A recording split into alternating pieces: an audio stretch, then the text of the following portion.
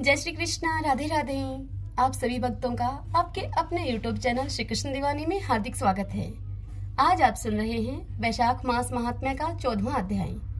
सर्वप्रथम भगवान का स्मरण करते हुए आप सभी मेरे साथ बोलिए। शांताकारं भुजगशयनं पद्मनाभं सुरेशं विश्वधारं गगन सदृशं मेघवर्णं शुभांगं लक्ष्मीकान्तं कमलनयनं योगिभिर्ध्यानगमयं वन्दे विष्णुं भवभयहरं सर्वलोकैकनाथम्।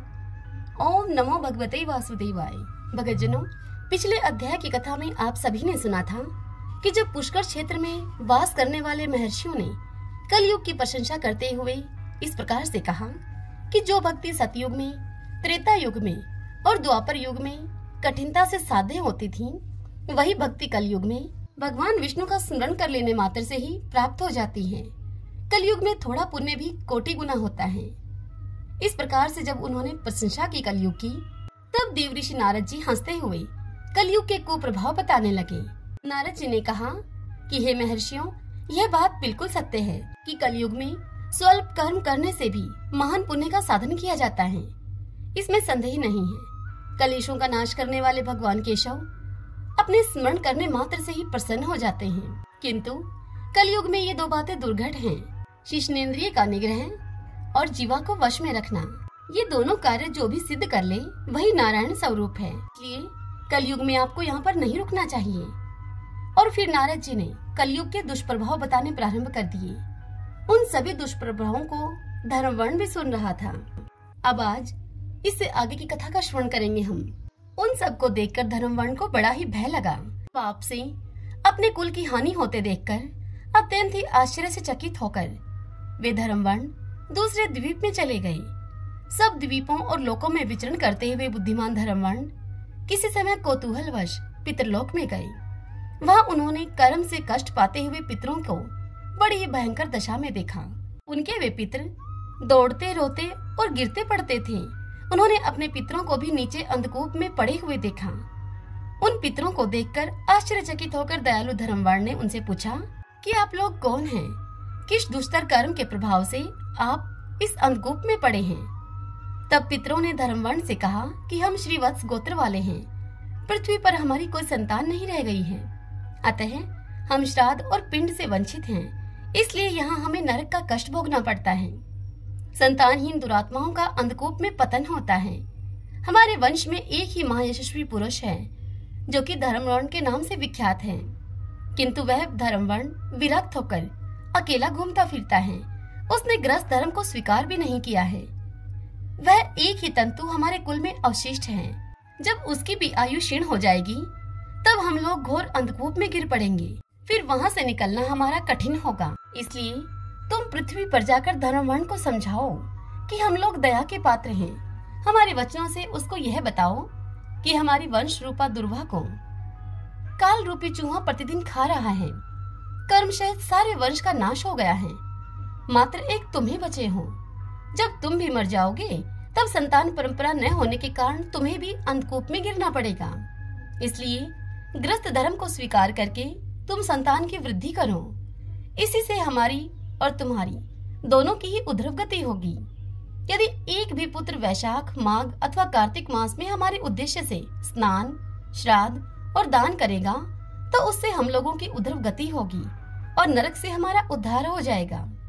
यदि एक पुत्र भी भगवान विष्णु का भक्त हो जाए, एक भी एकादशी व्रत रहने लगे, अथवा यदि एक भी भगवान विष्णु की पाप नाशक कथा का श्रवण करे, तो उसकी 100 बीती हुई पीढ़ियों का तथा 100 भावी पीढ़ियों का उद्धार होता है। वे पीढ़ियां पाप से आवृत होने पर भी नरक का दर्शन नहीं करती। दया और धर्म से रहित उन बहुतेरे पुत्रों के जन्म से भला क्या लाभ है, जो कुल में उत्पन्न होकर सर्वव्यापी भगवान नारायण की पूजा नहीं करते हैं।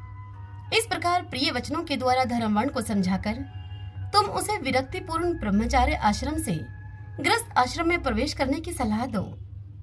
पितरों की यह बात सुनकर धर्मवर्ण अत्यंत ही विस्मित हुआ और हाथ जोड़कर वह पितरों से बोला कि मैं ही धर्मवर्ण के नाम से विख्यात आपके वंश का दुराग्रही बालक हूँ।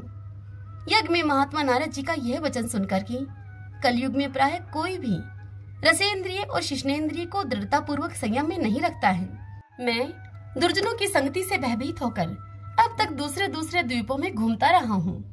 इस कलयुग के 3 चरण बीत गए हैं। अंतिम चरण में भी 3.5 भाग व्यतीत हो चुके हैं। मेरा जन्म व्यर्थ बीता है, क्योंकि जिस कुल में मैंने जन्म लिया है उसमें माता पिता के ऋण को भी मैंने नहीं चुकाया है। पृथ्वी के भारभूत उस शत्रु तुल्य पुत्र के उत्पन्न होने से भला क्या लाभ, जो पैदा होकर भगवान विष्णु और देवताओं तथा पितरों की पूजा न करें। मैं आप लोगों की आज्ञा का पालन अवश्य करूंगा। बताइए, इस पृथ्वी पर रहते हुए किस प्रकार मुझे कलयुग से और संसार से भी बाधा नहीं प्राप्त होगी, यह आप मुझे बताइए।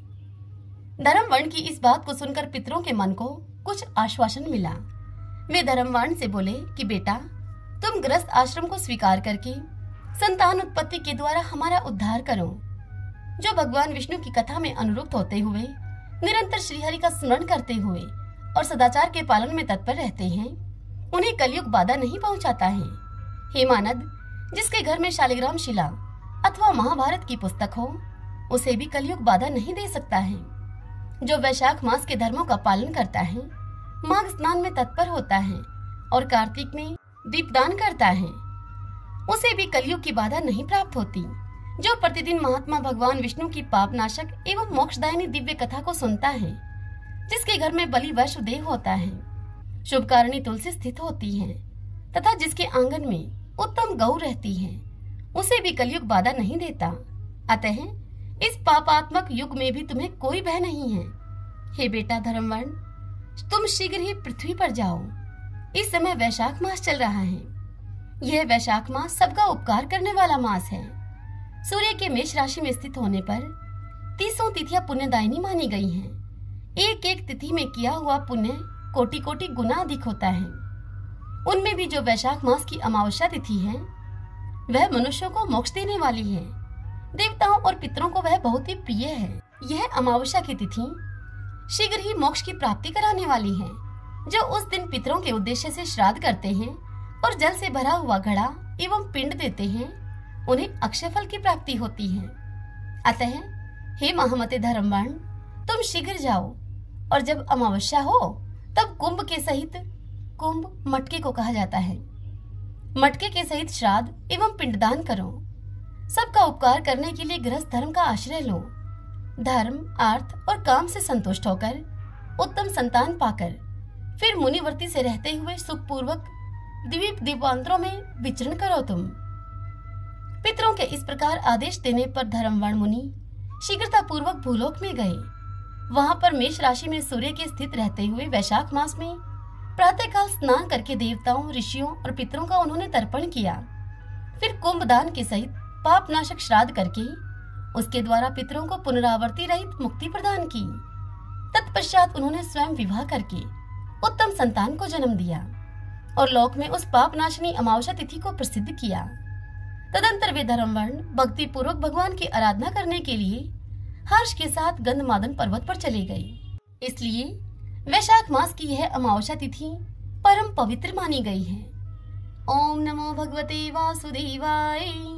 श्री राधा कृष्णाभ्याम नमो नमः। ओम माधवाय नमो नमः। आइए भगतजनों, अब हम वैशाख स्नान की आज की कहानी का श्रवण करते हैं। एक समय की बात है, एक राजा था। वह राजा सुबह जल्दी उठकर वैशाख के महीने में गंगा जी में स्नान किया करता था।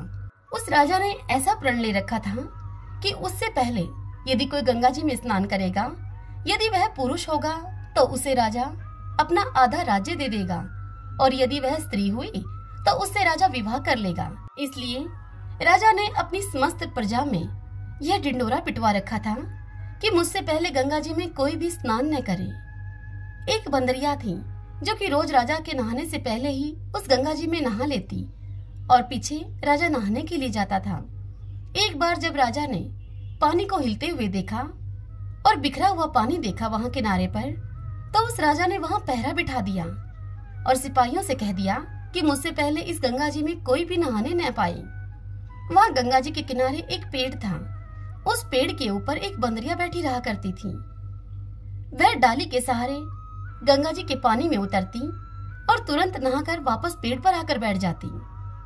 ऐसे ही पूरा वैशाख मास व्यतीत हो गया। वैशाख के अंतिम दिन राजा के एक सिपाही ने उस बंदरिया को गंगा जी में स्नान करते हुए देख लिया। सिपाही ने देखा कि जब अंधेरे में उन्हें कुछ भी दिखाई नहीं देता और उन्हें नींद आ जाती है तो यह बंदरिया उस समय गंगा जी में नहा लेती है। और फिर सिपाही उस बंदरिया को पकड़कर राजा के पास लेकर गए और जाकर राजा से कहा कि महाराज, ये बंदरिया आपसे पहले ही गंगा जी में स्नान कर लेती है। यह सुनकर राजा को अपने किए हुए प्रण की याद आ गई और राजा ने तब बंदरिया से विवाह कर लिया और उसे धर्म पत्नी मानने लग गया। वैशाख के स्नान से बंदरिया के बच्चे होने की भी आशा हो गई। बंदरिया को पूरे महीने हो गए।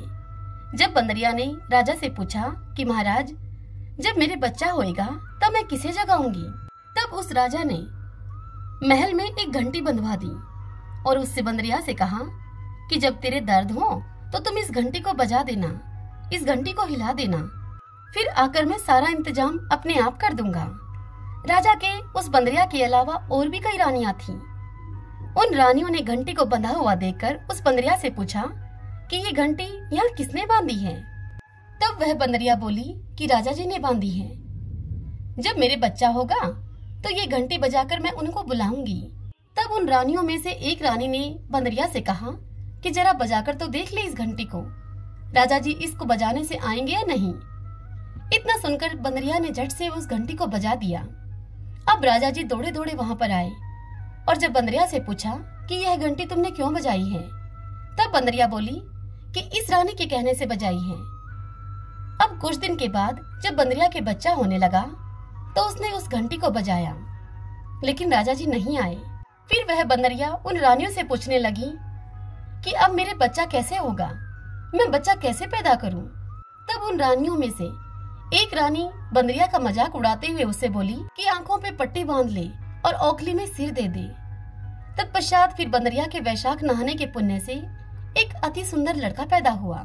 लड़का पैदा होते ही रानी ने राजा को लड़का नहीं दिया और दासी को देते हुए उसने कहा कि इस बंदरिया के बच्चे को तुम नदी में बहा दो और बंदरिया के पास आटे को खून में लपेट कर रख दो। दासी ने रानी के कहे अनुसार ही किया। जब राजा ने आकर पूछा रानी से कि क्या बच्चा हुआ है, तब रानी ने राजा से कह दिया कि बच्चा नहीं हुआ है, इस बंदरिया के तो ईंट पत्थर हुआ है। फिर राजा ने यह सोचकर संतोष कर लिया कि जब अन्य रानियों के ही बच्चे पैदा नहीं होते, इसलिए इसके भी नहीं हुआ होगा। उधर दासी बच्चे को फेंकने के लिए गई तो उसे उस बच्चे पर दया आ गई। उसने उस बच्चे को नदी में नहीं बहाया। वहां नदी के किनारे ही एक कुम्हार मिट्टी के बर्तन बना रहा था। वह उस बच्चे को उस कुम्हार के खंदेड़े में रखाई। जब कुम्हार और कुम्हारी खुदी हुई मिट्टी लेने के लिए उस खंदेड़े में आए तो उन्होंने वहां देखा कि बहुत सुंदर सा बच्चा वहां सो रहा है। तब कुम्हार अपनी पत्नी से बोला कि भाग्यवान, हमारे कोई बच्चा नहीं था, इसीलिए भगवान ने यह बच्चा हमारे लिए भेजा है। यदि तू इसको पाल ले तो अपने इसको घर ले चलेंगे हम। तब यह सुनकर कुम्हारी बोली कुम्हार से कि इसको लेकर चलते हैं, अपनी खातिर ही भगवान ने इस बच्चे को हमारे लिए भेजा है। कुम्हारी ने उसको पाल पोस कर अब बड़ा कर लिया। लड़का रात दिन अब बढ़ने लगा। वह कुम्हार मिट्टी का हाथी बनाकर बेचा करता था। एक दिन वह लड़का अपने पिताजी से बोला, कुम्हार से बोला कि पिताजी, मेरे को भी हाथी घोड़े बनाकर दे दो, मैं उनसे खेलूंगा। ऐसा सुनकर कुम्हार ने अपने पुत्र के लिए हाथी घोड़े बना दिए मिट्टी के। अब वह लड़का उन हाथी घोड़ों को लेकर कुएं की पाल पर जाकर बैठ गया। अब वह लड़का रोज ऐसे ही करता। एक दिन वहां कुएं की पाल पर रानी की दासी पानी भरने के लिए आई थी। वहां उसने अपनी एक सखी को बंदरिया के पुत्र होने की सारी बात विस्तार पूर्वक बताई। यह बात वह लड़का भी सुन रहा था। अब लड़के को सारी बात का पता लग गया था कि वह बंदरिया के गर्भ से पैदा हुआ था। रानियों ने मारने के लिए उसे दासी को नदी में बहाने के लिए दे दिया था। अब यह लड़का जब सारी बात जान ही चुका था तो वही दासी दूसरे दिन कुएं पर पानी भरने के लिए आई। तब वह लड़का उन दासियों को देखकर कहने लगा कि मेरे मिट्टी के हाथी घोड़े पानी पी लेंगे, इनको पानी पिला दो। यह सुनकर दासियां कहने लगी, ओ मूर्ख लड़के, कभी मिट्टी के हाथी घोड़े भी भला पानी पीते हैं क्या? यह सुनकर वह लड़का बोला कि मूर्खो, कभी बंदरिया के भी ईंट पत्थर पैदा हुआ है क्या? अब दासियों ने जब यह बात सुनी तो महल में जाकर सारी बात उस रानी को बता दी कि कुम्हार के एक लड़का है, उसने हमें यह सब बात कही है और हमारे सभी घड़ों को उसने कंकरी मारकर फोड़ दिया है। तब रानी ने जहर का एक लड्डू तैयार किया और उस दासी से कहा कि यह लड्डू उस लड़के को खिलाकर आ जाओ। दूसरे दिन वे सब दासियां उस कुएं पर जब पानी भरने के लिए गई तो वह लड्डू भी अपने साथ लेकर गई। उन दासियों ने वह लड्डू उस लड़के को दे दिया तो भगवान ने उस लड्डू को गोंदगिरी का लड्डू बना दिया और उस लड़के ने वह लड्डू खा लिया। दासियां दूसरे दिन कुएं पर पानी भरने के लिए आई तो दासियों ने वहां आकर देखा कि लड़का अभी तक मरा नहीं है और वहीं कुएं पर खेलता फिर रहा है। जब रानी को इस बात का पता लगा तो इस पर रानी रूठ कर सो गई। राजा ने जब रानी से आकर पूछा कि रानी तुम क्यों सो रही हो, तब उस रानी ने जवाब दिया कि कुम्हार को अपनी बस्ती से निकलवा दो। यह सुनकर राजा ने रानी से कहा कि इतना कड़वा क्यों बोलती हो तुम, परंतु रानी ने राजा की एक न मानी और वह जिद पर अड़ गई। विवश होकर राजा ने उस कुम्हार को परिवार सहित अपने राज्य से निष्कासित कर दिया। अब वह कुम्हार जंगल में जाकर रहने लगा। एक दिन की बात है, वहाँ जंगल में रहते हुए उस कुम्हार से उसका लड़का बोला कि पिताजी मुझे आप मिट्टी के 108 करवे और 108 गोले बना दो। फिर वह लड़का अपने पिताजी से करवे और गोले लेकर नीचे के बाहर बैठ गया। उसने उन सभी करवों में ठंडा ठंडा पानी भर रखा था। वहाँ गनगौर पूजने के लिए, मिट्टी लेने के लिए बहुत सारी लड़कियां वहाँ पर आई। अब वह लड़कियां अपनी परात में मिट्टी भरकर बगीचे में वहीं पर बैठकर खेलने लगी। खेलते खेलते उन सभी को प्यास लग गई और अब वे लड़कियां उस लड़के से बोली कि हमें थोड़ा पानी पिला दो। तब वह लड़का उन लड़कियों से बोला कि मेरे पास ये गोलियां हैं, इन्हें तुम खाती चली जाओ और पीछे पीछे मेरे फिरती जाओ। उस लड़के की यह बात सुनकर कुछ लड़कियों ने ऐसा करने के लिए उसे मना कर दिया और कहने लगी कि तेरी इन गोलियों को तू ही खा ले, हमें तो बस प्यास लगी है, थोड़ा पानी पिला दे। लेकिन वह लड़का नहीं माना। फिर एक लड़की उस लड़के के आगे आकर बैठ गई। सब लड़कियां एक एक करके अब गोली खाती गई और सभी ने ठंडा पानी पिया। लड़कियां उस लड़के के चारों तरफ फिरने लगी। तत्पश्चात सभी लड़कियों के पेट में अब गर्भ रह गया। सब लड़कियां अब मिट्टी लेकर अपने घर को गईं। तो फिर उनके बाप ने उनके ब्याह का साया निकलवाया तो साया निकला ही नहीं। उन लड़कियों के माँ बाप अब चिंता में हो गए कि इनका ब्याह तो अब हो जाना चाहिए। फिर समय बीतने पर किसी लड़की का जी घबराए तो किसी को रोटी नहीं भाए तो कोई उल्टी करे। फिर सभी ने उन लड़कियों से पूछा कि तुम्हारे यह क्या हो गया है। तब लड़कियां कहने लगी कि हमें तो कुछ पता नहीं, हम तो मिट्टी लेने के लिए बगीचे में गई थी। वहाँ पर कुम्हार का लड़का हमें एक एक गोली देता गया और हमें पानी पिलाता गया और खुद वो बीच में बैठ गया और हमसे कहा कि तुम मेरे चारों तरफ फिरो। यह बात सुनकर सभी लड़कियों के माँ बाप अब कुम्हार के लड़के के पास गए और वहाँ जाकर उसे बोले कि हम अपनी लड़कियों का विवाह तेरे साथ करेंगे। उसने फिर सभी लड़कियों के साथ फेरे ले लिए। जब कुम्हार ने यह सब होता हुआ देखा तो उसने अपने बेटे से सारी बात पूछी और फिर वह उन लोगों से कहने लगा कि आप सब तो बड़े आदमी हो, राजा रानी हो, आप साहूकार हो, आप मेरा बेटा भला ऐसा क्यों करेगा। पर फिर भी सब कोई अब उस लड़के के साथ अपनी अपनी लड़कियों का विवाह कर गए। सभी ने बहुत सा धन दौलत देकर अपनी लड़कियों को अब विदा कर दिया और इस तरह से उस कुम्हार के बेटे के 108 बहुएं आ गई। फिर समय बीतने पर 1 वर्ष के अंदर ही उस लड़के के 108 पुत्र भी हो गए और उन सब के लिए 108 कमरे भी बनवा दिए गए। फिर लड़के ने अपने पिता से कहा एक दिन कि पिताजी, हम सारे नगर में दावत का बुलावा देंगे। आपके इतनी बहुएं आई हैं और अब तो आपके पोते भी हो गए हैं। यह सुनकर कुम्हार ने अपने पुत्र से कहा कि ठीक है, जिमा दो सारी नगरी को। तब सारी नगरी में और राजा रानी को भी बुलावा भेजा गया। नगर के सभी लोग जिमने के लिए आए कुम्हार के घर में और राजा का परिवार भी सेना के सहित खुद आया वहां जिमने के लिए। तब लड़के ने राजा से कहा कि राजा जी, बंदरिया को क्यों नहीं लेकर आए। तब राजा ने उस कुम्हार के लड़के से कहा कि बंदरिया को भी बुला लेते हैं। राजा ने बंदरिया को बुलाने के लिए अब रथ और पालकी सजाकर भिजवा दिए। वहां पर सारी सभा के बीच में सोने की चौकी पर सुंदर गद्दी बिछवा दी गई। फिर बंदरिया आई। तब उस लड़के ने उस सोने की गद्दी पर उस बंदरिया को बिठा दिया और 108 बहुओं से कह दिया कि ये बंदरिया मेरी जन्म की माता है और सभी को सोने की मोहरें देकर गोद में इनके पोते देती जाओ। फिर सब बहुएं वहां पर आई और बंदरिया को सोने की एक मोहर देकर उनके पैर छूकर गोद में उनके पोते देती गई। यह देख बंदरिया भी बहुत खुश हुई। उसने सभी को आशीर्वाद दिए। राजा की सब रानियां यह सब देखकर समझ गईं और जाकर राजा से कहने लगी कि ये हमें बुलाकर हमारा अपमान कर रहे हैं, इसलिए हम सब यहाँ से जा रही हैं। यह सब देखकर राजा भी उस लड़के से कहने लगा कि भाई तू इस बंदरिया को इतना स्वागत और मान सम्मान क्यों दे रहा है। तब यह सुनकर वह लड़का बोला कि यह बंदरिया मेरी जन्म की माता है। राजा ने पूछा कि वह कैसे।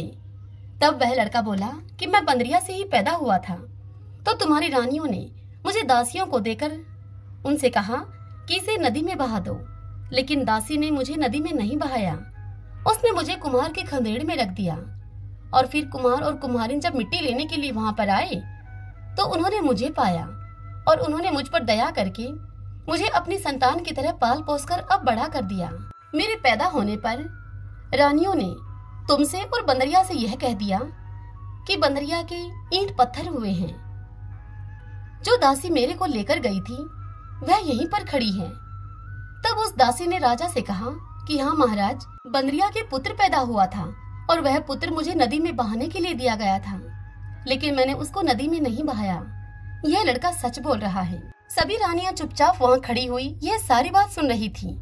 सारी बात को सुनकर सभी रानियां सन्न रह गई। अब राजा ने बड़े गाजे बाजे के साथ महल में रानी बांदरी को, सभी पोतों को, बहुओं और बेटे को लेकर गया और सबको अलग अलग महल बनवा दिए।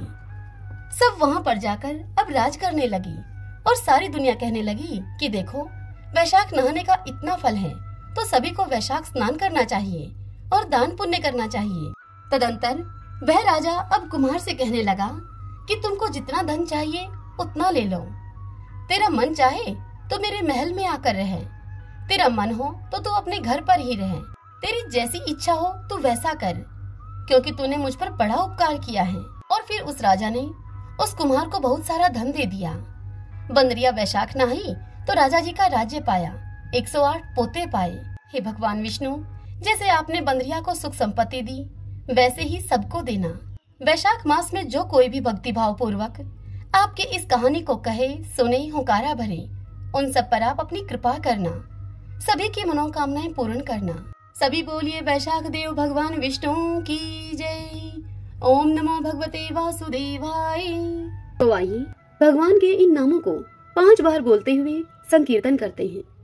श्री कृष्ण गोविंदे हरि मुरारी, हे नाथ नारायण वासुदेव। श्री कृष्ण गोविंदे हरि मुरारी, हे नाथ नारायण वासुदेव। श्री कृष्ण गोविंदे हरि मुरारी, हे नाथ नारायण वासुदेव। श्री कृष्ण गोविंदे हरि मुरारी, हे नाथ नारायण वासुदेव। श्री कृष्ण गोविंदे हरि मुरारी, हे नाथ नारायण वासुदेव। सभी बोलिए विष्णु भगवान की जय। श्री राधा कृष्णाभ्याम नमो नमः।